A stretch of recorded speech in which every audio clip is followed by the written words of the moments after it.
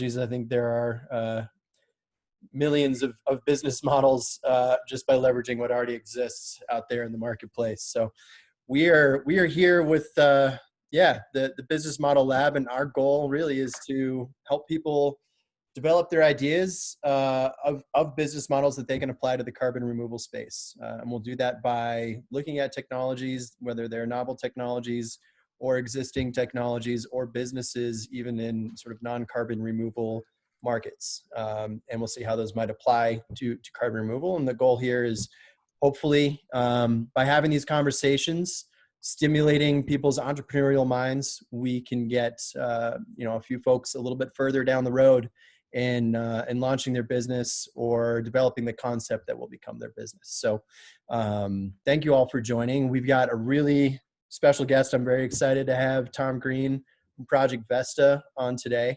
So I'm going to give him a very brief intro, but I'm sure Tom can do a much better job of introducing himself. So yeah, Tom is director of Project Vesta. I believe that's a relatively newer role for him, maybe in the last year or so. He's got an MBA from Harvard, a BA from Oxford. He's worked in fintech for quite some time, and also spent some time with the consulting firm Bain & Company, and now he's doing Project Vesta. So that's the brief intro. Admittedly, stuff I just pulled off of his LinkedIn page, so I'll let Tom fill in the details. Spend a little bit of time just talking about what he's doing at Project Vesta. I kind of teed him up with some points that I think would be relevant for this group, and then we'll make sure we have plenty of time, maybe at least a half an hour, for this group to fire some questions away and dig deeper on things that are of interest to us. Tom, I'll hand it off to you. Thanks so much, Jeremy. Good morning, everyone. Very nice to meet you all. So as Jeremy said, I'm the executive director of Project Vesta. I've been involved with the project since last year, and it's a non-profit, sort of based in San Francisco, but very much a distributed team, which of course in these days is becoming, I think, more and more normal. I've got a presentation that I'm going to share my screen and walk you all through to just sort of give you the basic idea of what this is, how it works, how we're thinking about scaling it, and so on. And I'd love to jump in and brainstorm with the group about business models around this, because I think that's we're a nonprofit right now, but in order to scale this to the kind of scale to actually have a significant impact on the world, there are going to need to be business models.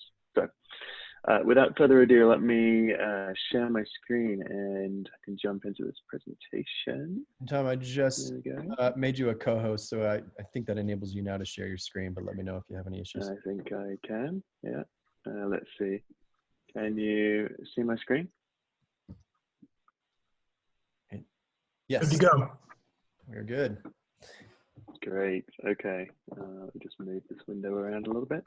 Okay. So we're Project Vesta. Our mission is to help reverse climate change by turning 1 trillion tons of atmospheric carbon dioxide into rock.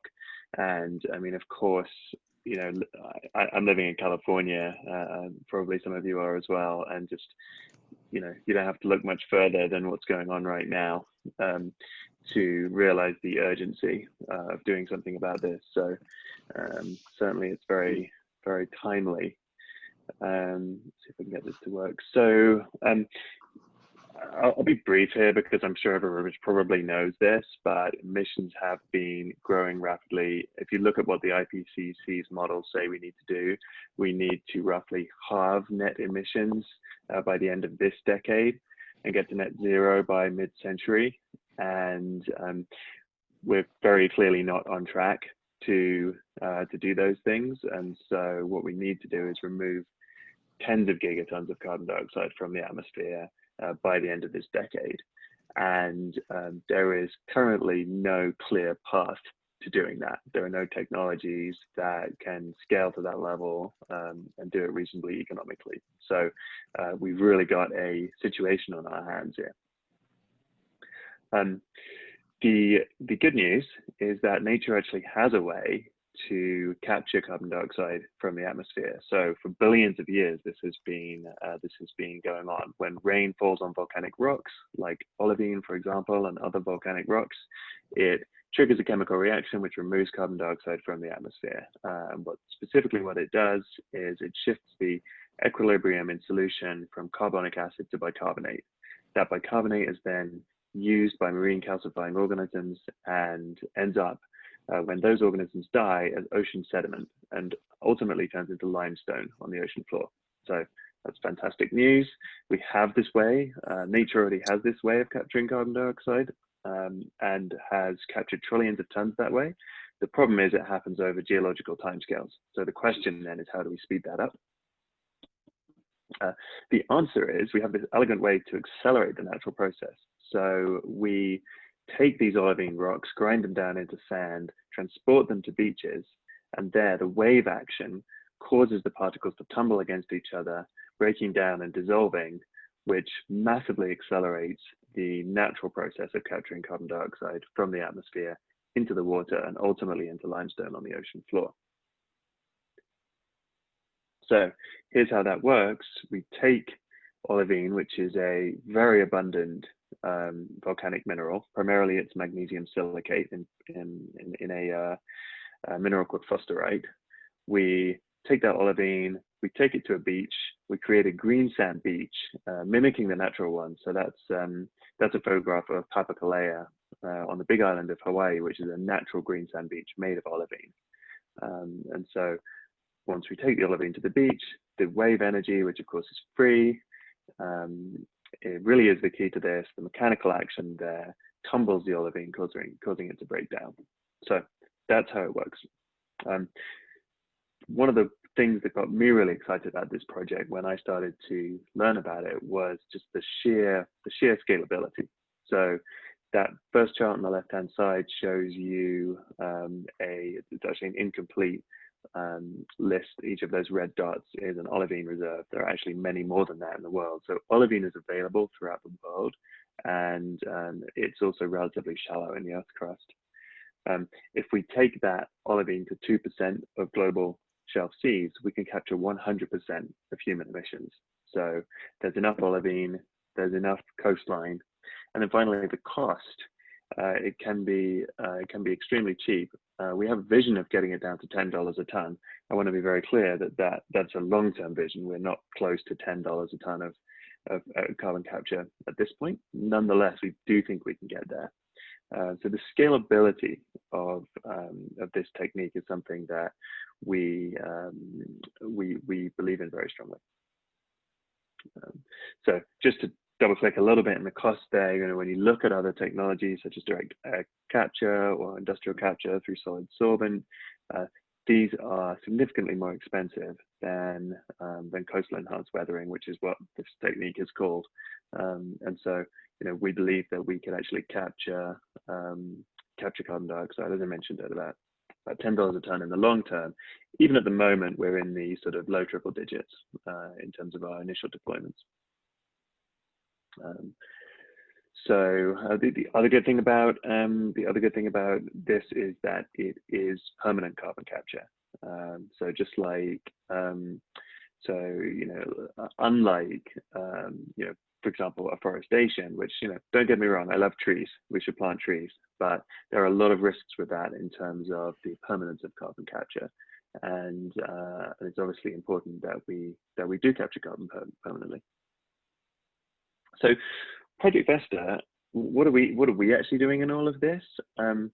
There's been about 30 years of research into coastal enhanced weathering, and where we are today, as you can see on the chart, is we're at a technology readiness level of 4. So it's been proven that this works in the lab, but there have been no in situ studies, no real life beach experiment to prove that this worked. And it's been very clear for a number of years that beach experiments are what are needed, yet they haven't been happening. And so we exist to help this technology, so-called cross the chasm, and actually take it to a point of technology readiness where private and government capital are actually attracted into it in order to fund global deployment. So yeah, right now that hasn't been happening, so we exist to fill that gap. We are currently making preparations for this first beach pilot, which is the clear next step in the project. And so this is you can see these photographs of our test beach. So that photo on the bottom left shows you that we actually have the test beach on the right and a control beach on the left. And so there'll be Olivine deployed at the test beach and not at the control beach. And then we will be measuring what's going on both in the water and in the sediment to see the carbon capture, to see what's happening with the local marine ecosystem. And as Leonard mentioned, these types of interventions actually de-acidify the ocean locally. And so what we are hoping to see is that actually there are benefits to the local marine ecosystem, as well as carbon dioxide capture. And so, as I mentioned, what we're really trying to do is pave the way for scale deployment and get us to this point where we have a integrated set of protocols and algorithms that we can give to governments, to NGOs, to companies that will enable deployments to happen anywhere in the world. And so our key outcome as Project Vesta is to give the world that blueprint for deployment. As I mentioned, we're a nonprofit. We're raising $2.5 million to fund the pilot beaches and scale our work. That's been going well. We've raised $500,000 already this year.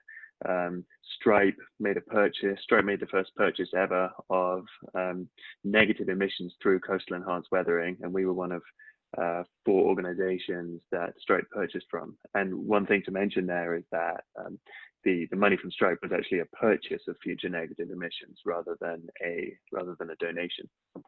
We're also very pleased to have been getting some good press this year, starting to hit the mainstream with the MIT Tech Review and Fast Company. Yeah, like I mentioned, we're raising $2.5 million. So if any of you know anyone who has philanthropic leanings in this space, then that would be certainly appreciate any introductions. But I also know that we're here to talk about business models, and so I just want to riff on that a little bit, maybe then open it up to questions and discussion. So we're a nonprofit, and the reason we're a nonprofit is because if you look at this kind of intervention and what we're doing, we're putting olivine sand down in the ocean, and that's a pretty controversial thing to do. I mean, I'm sure everyone's probably familiar with the iron fertilization experiments that have got an extremely bad name because they were not done with scientific rigor. And so one of the key planks of our ethos is having a broad network of scientists, having a broad scientific consensus around what we're doing. We believe that the path to global deployment is paved with the rigor and transparency that comes with academic peer-reviewed research. And as distinct from something like direct air capture, where you can build a plant on private land, capture the carbon, take literally physically the carbon that you've captured and do something with it. We're not in that situation. We're putting rocks down in the ocean and on beaches, and there's going to be, frankly, a lot of concern with that, and a lot of people are going to say geoengineering is bad, and all of those things. And so we really need to have a very broad scientific consensus. And as a nonprofit, we have a lot more credibility. We have a lot more people to build that broad network of experts in the field who can do the research at our beaches, who can validate what we're doing, and ultimately we strongly believe that being a nonprofit is the way to achieve that. Having said all of that, I come from the for-profit world. This is my first nonprofit leadership role, and we on the team firmly believe that in order to get this to significant scale, we'll need a for-profit ecosystem, and that's definitely something that we're planning to be involved in booting up. I think the right timing for that is probably 1 to 2 years out. The the first BEACHE experiment is starting right now.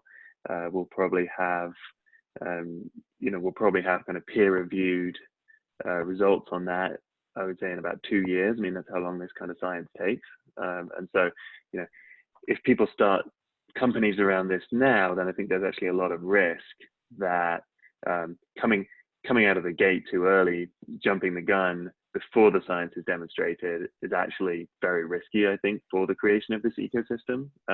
On the other hand, once we have the science demonstrated, I think we need an ecosystem of for-profit companies who are going to build sensors to measure the CO2 removal, who are going to deploy Olivine on beaches and get paid for the negative emissions, and so on. So that's how we're thinking about business models around this. So can I try to put so that? maybe I'll pause there and see what questions people have. Can I try to put that another way, Tom? And I don't know, correct me if I'm wrong, or would you say that Project Vesta's reason for being really is to jumpstart the enhanced mineralization industry by being an objective player without sort of overt financial interests, really just trying to develop models and peer-reviewed data that others can then come and copy to globalize this industry? Absolutely. I mean, honestly, I couldn't have put it better myself. But yeah, I mean, we exist to further the science of enhanced weathering to galvanize global deployment. And so, yeah, absolutely. Luckily, this is being recorded, so you can go back later and write it down. Yeah, you can borrow that one, right? Few questions from the strategic to the tactical. I'll start with a larger strategic question. Tom, you just mentioned that you're planning on using carbon credits for reinforcing your project financing. Is that correct? Yes, I mean we've sold negative emissions to Stripe already. We'd love to sell more. So that's definitely part of the model. Are you considering marketplaces, like Nori or Puro or other types of places where, say, corporate CSRs can come into contact with projects that you are conducting? Yeah, absolutely. And I mean, just the reality of where we are at the moment is, we haven't even deployed Olivine on our first beach yet. So, it's just very early days for us to be able to sell negative emissions. And Stripe very much had this, what I think is a great and very kind of visionary approach, which is to say, we want to support emerging technologies by buying your future negative emissions. Right. And we have a lot of patience about when you're going to be able to deliver those. So right. Stripe's been great to work with on that front. So, we definitely plan to work with, Nori and other marketplaces, and also sell directly to corporations.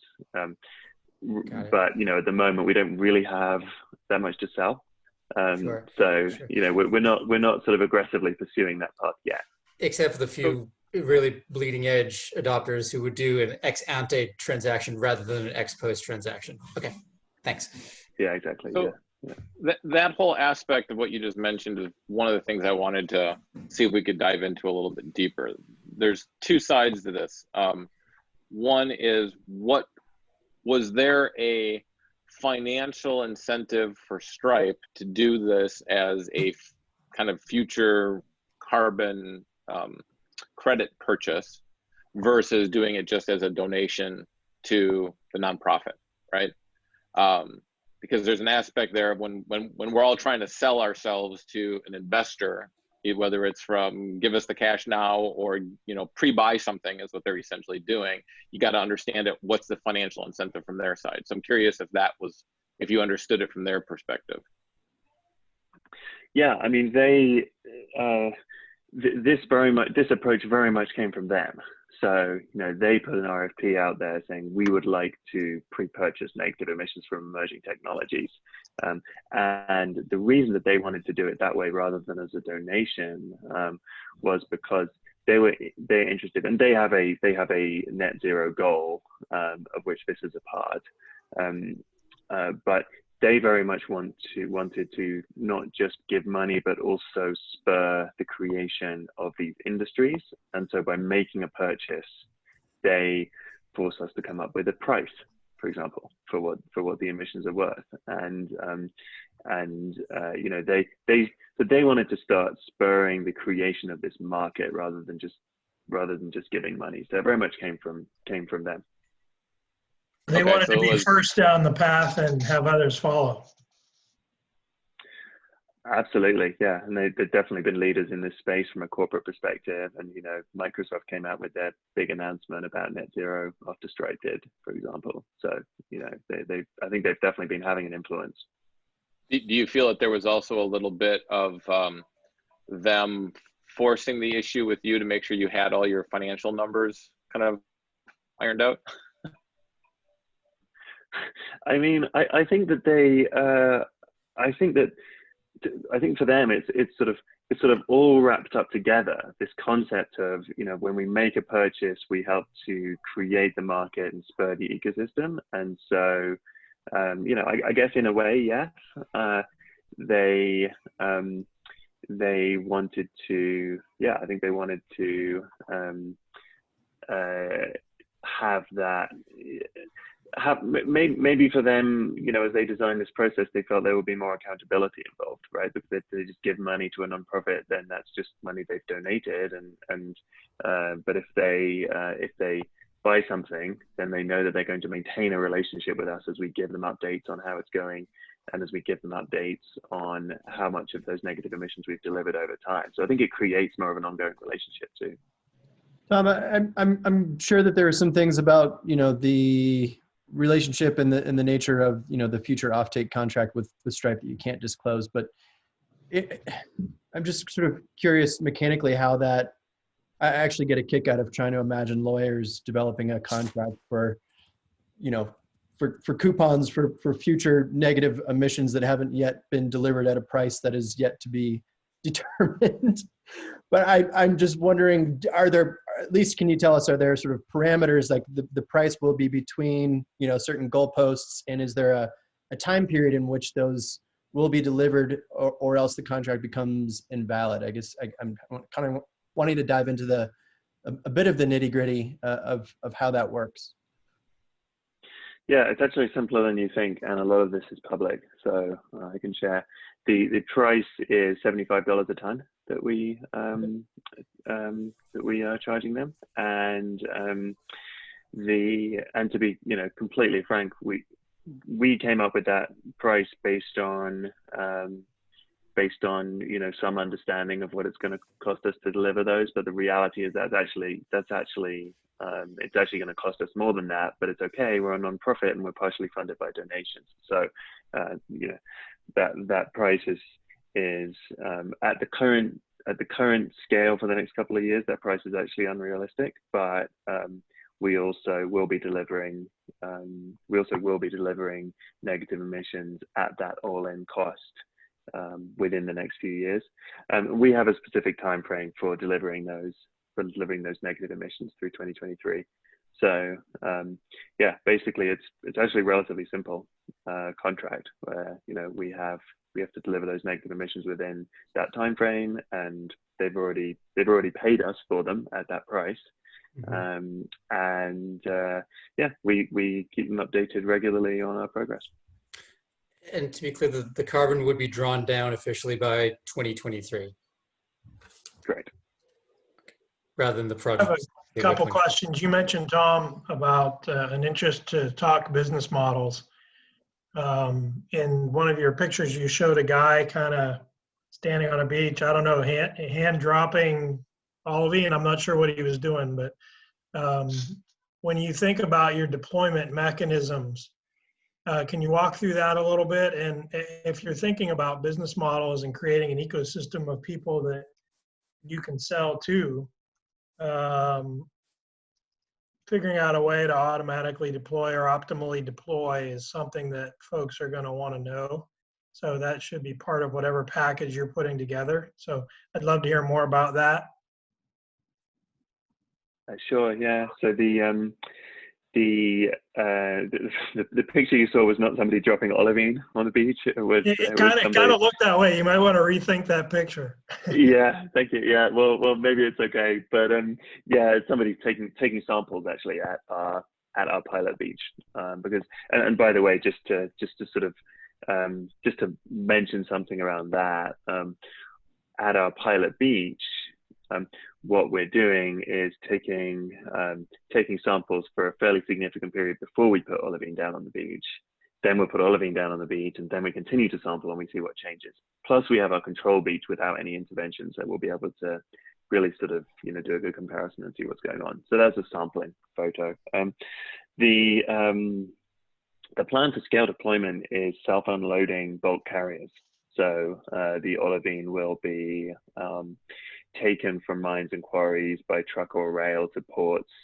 It'll be mined and quarried, then it'll be ground down to sand, or actually more like gravel size, kind of 1 to 3 millimeters mostly, and transported to ports, put into bulk carriers at those ports, and then the ships will take it to deployment areas, and it will be unloaded by those ships in deployment areas. And one thing that's important here to say is that, we talk a lot about green sand beaches because we think green sand beaches are cool, and because our pilot experiments have to happen actually at beaches so we can measure everything.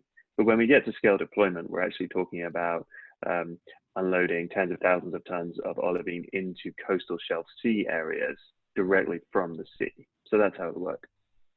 Can I probe that a little bit? Please.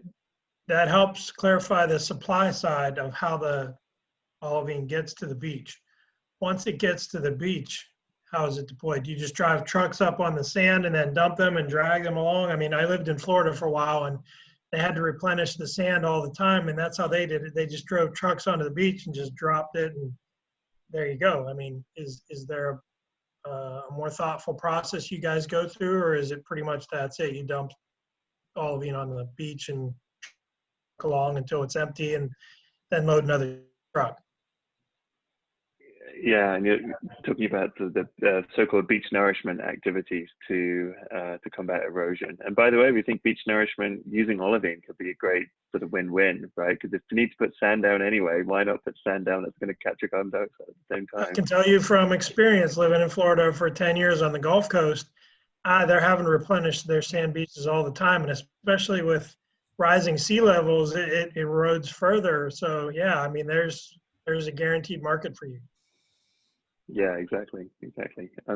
Yeah, so for small deployments, there'll be trucks going to beaches, but then long term there'll be the only land transport will be at the supply end rather than the delivery end. So they'll be unloaded directly by ship into the water. And there won't be any trucks on land and that kind of thing, which by the way really helps with efficiency, because shipping is so much more efficient than land transport in terms of dollars per mile and carbon dioxide emissions per mile. Yeah. Question about that, if I may. So you mentioned, again, pilot projects are going to be on beaches. Great. When you're scaling, it's going to be in coastal waters, coastal shelf waters. Does the data suggest that you would get the same degree of carbon removal, by dumping into coastal waters versus on beaches? It does, yeah. And you have to pick your coastal waters. And basically, what you need is enough mechanical activation. So there's quite a lot of research on this, and an example area that's been identified is the whole southern bight of the North Sea between the UK, France, Netherlands, Belgium, that sort of area. There's a lot of gravel transport on the seabed in that area, and so basically you've got strong coastal currents going on, and so if you put it down in those kind of areas, then those currents will actually cause the particle collisions. So our pilot beach is actually a pretty low energy place, and that's by choice. But when you think about putting olivine down in somewhere like the English Channel, where there's a lot of currents, or one of my favorite potential locations is the west coast of Namibia. It's an area called the Skeleton Coast, which I've actually visited before. It's called the Skeleton Coast because there have been so many shipwrecks there. The amount of wave energy and current there is enormous. So, and the water is nice and warm, relatively speaking, too, which helps to accelerate the chemical reaction. So putting olivine down there would actually be, from the sea, would result in much faster dissolution rate than we're going to see at our pilot beach. As a follow-up, that's great. Sounds like warm waters with strong currents are the preferable, or the most optimized geographic locations. I wonder, based on your consideration of alkalinization, if deploying close to, say, coral reefs would have the carbon removal benefit and the reduced bleaching of coral reefs, again, Great Barrier Reef, etc., or other places. I don't know if those would be good locations as well.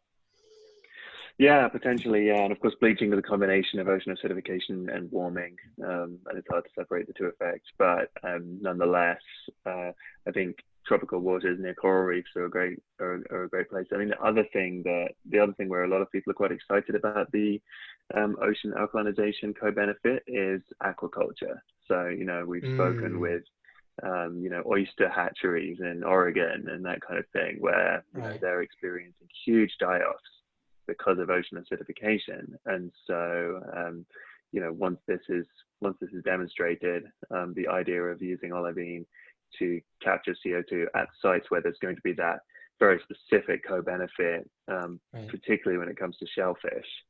I think that's really exciting too. And then of course, anywhere where we do this, when you've got local communities who are fishing in the waters, who are relying on the local waters for their livelihoods, then that's great if we can, I was going to say kill two birds with one stone. I'm not sure if that's quite the right metaphor. Achieve two benefits achieve two benefits with literally one stone. Yes. Exactly. Save two oysters with one stone. Does that create a different legal risk that you also have to take into consideration? Because if you were to deploy the olivine in a certain area, and then there ends up being some quick near-term environmental change that affects the fishing in that area, for example, does that open you up to a potential lawsuit from the locals, essentially? Yeah, I mean, it's a good question. I think one thing that's important to note here is that we're going through a rigorous process of measuring all that kind of thing, and so getting permits from, we don't just do this, we have to get permits from government to do it. So at our pilot site, we're working closely with the government to make sure that a full environmental assessment has been done, to make sure that they're fully comfortable with what we're doing. And that gives us some protection, because then the country where we're doing it is actually supporting what we're doing and signing off on it. And of course, the hope is that there will be, and there's I think a very strong hypothesis that there'll be co-benefits, but we never quite know, and that's something that we're going to have to measure as we go. So I don't deny that there's some risk there. So, but the local permitting process should provide you a bit of a legal shield in general. Yeah. Okay. Yeah, definitely. Yeah. And I apologize for dropping before. I'm in the Bay Area as well, and with our heat bloom right now, my air conditioners decided to crap out, so I'm trying to get them fixed as quickly as possible, and that was repair guy. I did have a follow-on question from before, which was kind of stepping back, and I've been trying to understand the bigger picture framework around carbon capture. And I mean, if Stripe bought this pre-buy of carbon capture, somewhere along the line, somebody has to be seen as an independent third party monitor to say, Project Vesta says that this is going to remove X amount of carbon per year, and it's going to generate, you know, Y amount of carbon credits. We certify that. Again, being new to the whole thing here, is there an agency that has that kind of certification role in the bigger picture here? Yeah, I mean, I wouldn't say an agency. Using that term loosely. but right. But companies.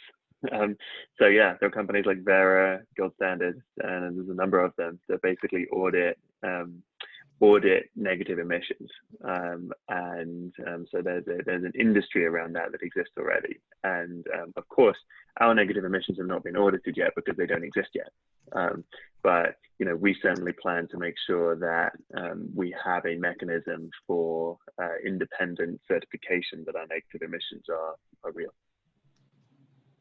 And what's the link? Because in the end, carbon credit the carbon credit economy here is what's driving all of these businesses.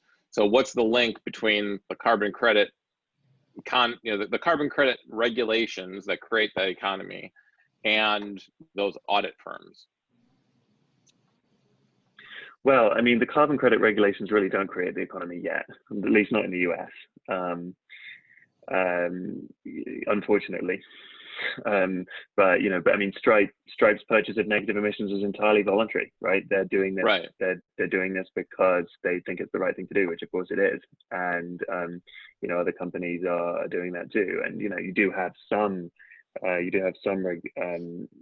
regulations like the 45Q in the tax code, and the California Low Carbon Fuel Standard, and you know, there are some regulations, but the reality is right now this is basically a voluntary market, and you know, what we're doing basically, the way we see our role is to you know, I believe that given where we are with climate change, and given that it's just going to get worse, at some point we're going to get to the point where governments, even the US government, mandates, you know, puts in place regulations that make sure carbon gets captured. And what we want to do is we want to pave the way for there to be a really cost-effective and permanent way to do that when it becomes something that is mainstream regulated. And you know, yeah, in the near term, it's going to be a, you know, modest market, still big enough for us to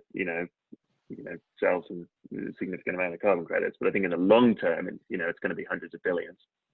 Shameless plug time for next week's next Wednesday, the 26th. Air Miners is hosting a 45Q deep dive. So yeah, hope to see you all there at noon Pacific. Yeah, that should be great. Yeah, I mean, part of where these questions are coming. In case people don't know, 45Q was basically written by the oil industry, and so you know, those tax credits that it gives do not apply to negative emissions from technologies like coastal enhanced weathering. Right. You know, welcome to the way legislation works in this country. Right. Hence why this has all been voluntary to date. Yeah. No, I was just going to comment. You know, I'm trying to pick up speed on a lot of different things that have been happening, and then part of it is I'm trying to also formulate a framework to understand this quickly. Just part of what I do coming from the technology world. So I appreciate everyone's patience with some of these questions. Do you know there is a Dutch company as well selling olivine? Greensand, I believe, is their name. So they also already offer olivine to basically put on land as well. So you can like they have some showcases where, for instance, like along the tram line in Rotterdam, I think. They have olivine there. It seems to me that it must be less efficient because I suppose the particles will be bigger to begin with. But I don't know like how you position Project Vesta compared to them. Yeah, well, I mean, a couple of thoughts. One is, you know, we're not trying to be we don't care if other people, we'd love other people to do this, right? Like we're not trying to be the only ones. So, you know, green sand, I'm glad they're doing what they're doing. You know, I think putting olivine down on train lines is a gimmick. I think it's great that, I think it's great to raise awareness. But the reality is, the reality of, you know, weathering is that, you know, coastal weathering, if you think about the particle collisions, imagine a high energy beach and think about all the particle collisions, you know, that's what you need in order for the olivine to break down rapidly. So putting it on a train line is not going to make a lot of difference. It's just going to take a long time. Having said that, there are you know, valid research avenues within land weathering that I'm glad people are pursuing. In particular, there's some interesting stuff around soil. So getting basalt rocks and putting them on fields and using a combination of that and certain kinds of plants that basically combine agriculture with weathering and capture carbon dioxide in the soil. And there's recently a paper in Nature about that. So, you know, there's definitely some interesting research in adjacent fields going on there. But frankly, you know, if other people start doing more green sand stuff, then, you know, we're excited about that and we're happy to help and collaborate. And actually, another part of perhaps also that question is a bit about timing. Do you already have an idea of how fast the olivine is taking up the CO2? Because where I'm coming from is also a bit, so if you plant a tree now, you can basically already discount all the CO2 emissions it's going to take up in the next 40 years. Whereas of course, like, you never know if something happens to that tree in the meantime and who is to be held accountable. So I also wonder, like, for your technology, what are your thoughts on that, and how will you address that? Right, yeah, exactly. I mean, plant a tree today, you don't know when it's going to burn, right? Yeah. Potentially quite soon if you look at California at the moment, unfortunately. I'm looking outside and it's actually incredibly smoky here up in Lake Tahoe. So yeah, I mean, the good thing about olivine is that you put it down on the beach, it's gonna dissolve, right? Yeah. There's really not too many other places for it to go. And so, you know, the warmer the ocean gets, the more acidic the ocean gets, the more rapidly that's actually going to happen.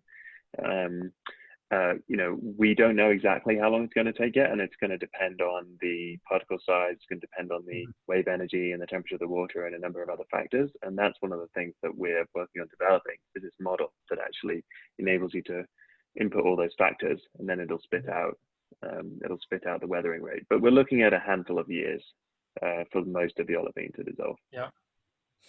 Compared to the train track lines that you suggested was a gimmick,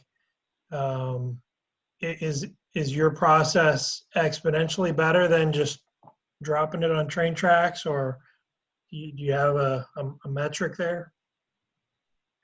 Yeah, I mean, you know, I actually don't know the precise weathering time for the train track, but just intuitively, if you think about if you imagine going to a beach in Hawaii where you've got these huge waves and you've got the particles just banging into each other, you know, and there's been a number of lab experiments that demonstrate olivine breaking down relatively rapidly, you know, in a matter of days and weeks under lab shaker conditions and in flume studies and so on. Whereas, you know, if you just leave olivine on a lab bench, you know, during that same period of time, it's all still going to be there when you get back. Yes, it's orders of magnitude faster. So Tom, that's what I wanted to hear. Thank you. So yeah, this being the BizModLab, I kind of want to let's do a bit of visioning or brainstorming of, you know, let's say 5-10 years down the road, Vesta has done a great job of sort of proof of concept and created an ecosystem where enhanced weathering and coastal weathering for-profit businesses exist and begin to thrive. What do those businesses look like as far as who are their customers and what problems can they solve for those customers, other than sort of the obvious, you know, selling negative emissions and offsets vis-a-vis the markets? I think we identified one thing with Jack's comment about the beach replenishment, but I kind of want to dive into maybe what are some other ideas of how these businesses might look when this industry is up and running? Or have you thought about this? I'm sure you have. Jeremy, is that a question? Is that a question for me, or is that a question for the group? Well, I want to hear from you, Tom, because I'm guessing out of all of us, you've spent far more time thinking about these things than we have to date. Yeah, and I'd also love to hear any ideas from the group too. I mean, one thing we're definitely thinking about is sensors, right? So this will need to be measured, and there'll need to be custom sensors that can enable that to happen. So that's definitely one business model that hasn't been mentioned. Jason, it sounded like you had a thought to share. Yeah, I was going to say really hydrogen-powered ships to improve on your life cycle assessment of carbon emissions. I would imagine you've done some kind of LCA already for the mining, the extraction, transportation, and deployment distribution. But again, yeah. I would say my speculation would be to incorporate renewables, low carbon alternatives for all of those activities in some way in a sustainable manner. Yeah, that's well said. And we've done a life cycle assessment, and even when you make all the worst possible assumptions about diesel trucks and basically conventional fossil fuel powered everything at every stage of the supply chain, the net carbon removed is still very, very strong. It's about 90 to 95%.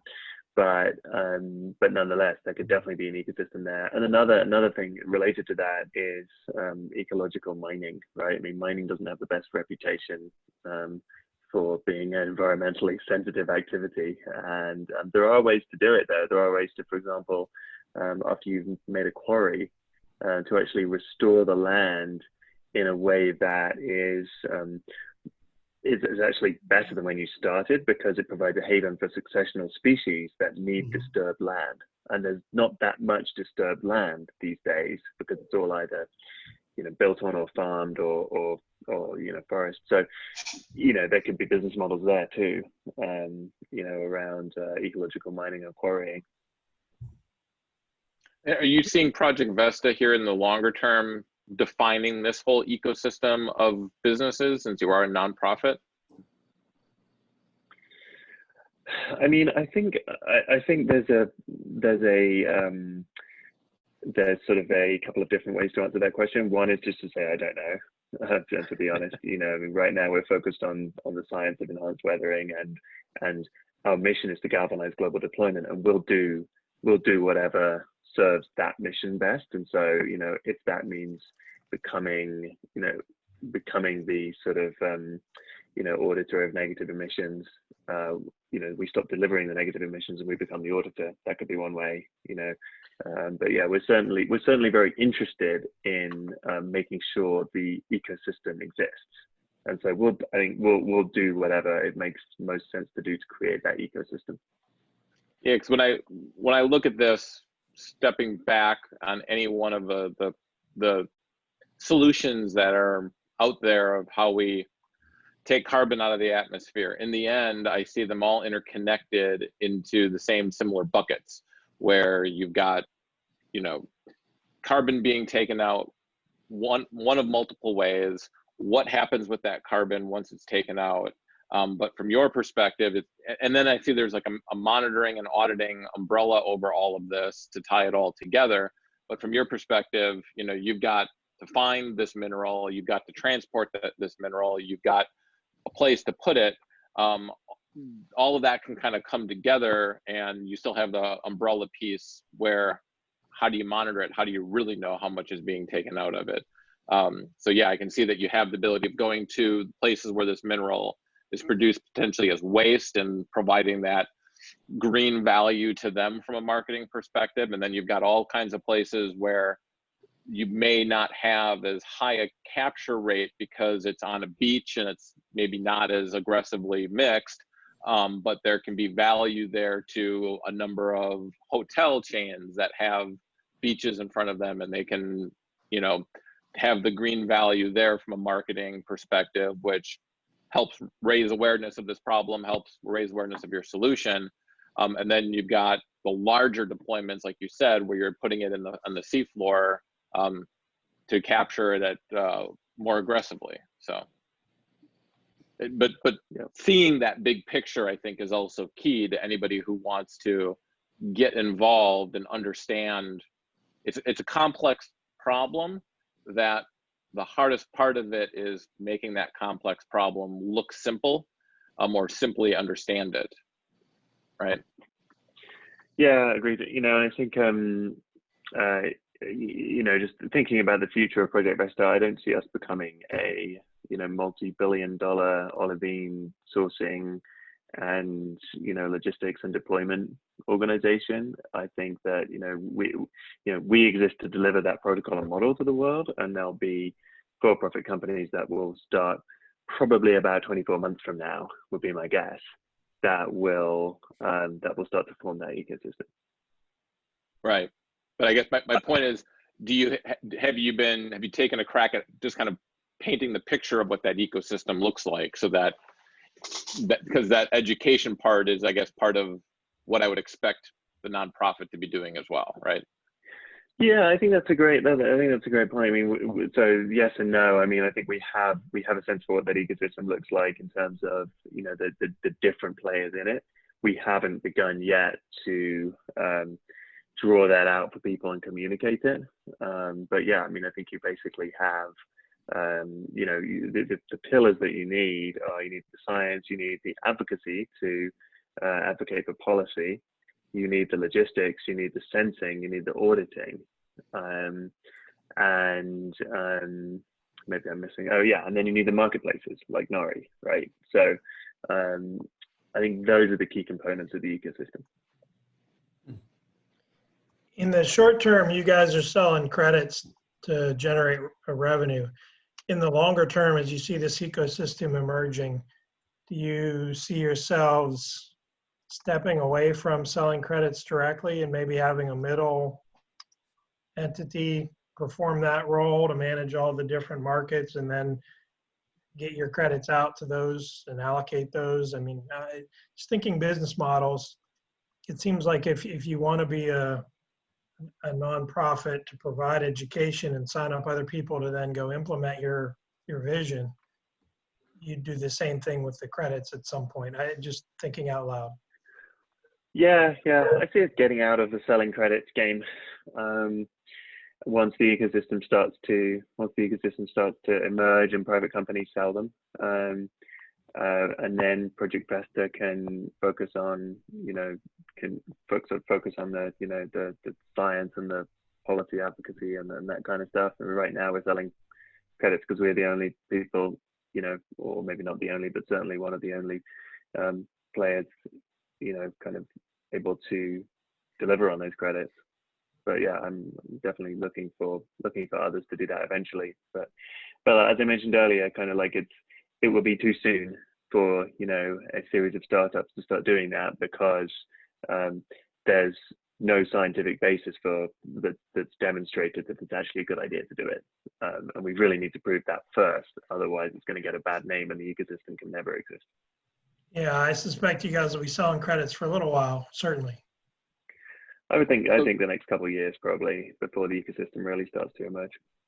And, you know, kind of going back to the original point of this topic, which was the business models, did the founding teams behind this kind of see going as the nonprofit route the best way to quickly get the capital needed to prove out the idea?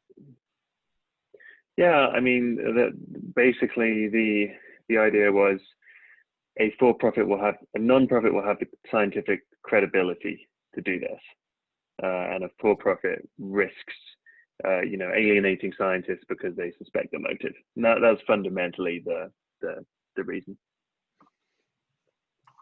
Are there other carbon removal technologies that are following this model, just going, you know, trying to prove and develop a market vis-a-vis a nonprofit? I mean, I think it makes a ton of sense. Are you aware of any other technologies that are doing something similar, have you know, a corollary nonprofit to Project Vesta? Good question. Sure there are. Jason, you might know. Thinking of other nonprofits. I mean, You're on the spot, Jason. yeah, I know. Oh, good. Yeah, I mean, Jason, sorry to put you on the spot. I feel like you're thinking of the our, expert here. again, thinking about Climeworks, Charm, who are for-profit entities. I don't know of too many. I mean, there's a ton of other .orgs in the space to promote services. Again, Carbon 180 comes to mind. If you look on the Air Miners website, there should be a list of organizations there that has a more complete taxonomy. I don't know all of them off the top of my head, but I would suggest looking there as a resource for potential other nonprofits.